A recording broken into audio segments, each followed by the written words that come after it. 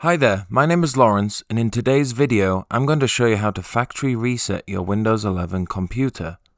Performing a factory reset returns your PC to its original, out-of-the-box state by removing apps, settings, and optionally, personal files.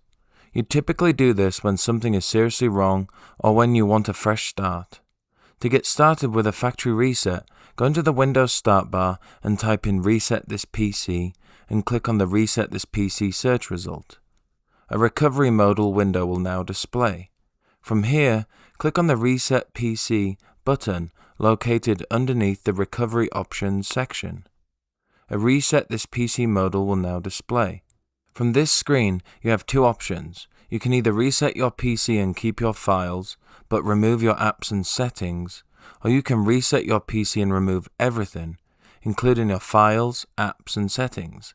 For the purposes of this tutorial, I'm going to select the Remove Everything option. Now, on this screen, you're asked how you would like to reinstall Windows. You can choose Local Reinstall, which uses your computer's existing files to reinstall Windows 11, offering a quicker offline option.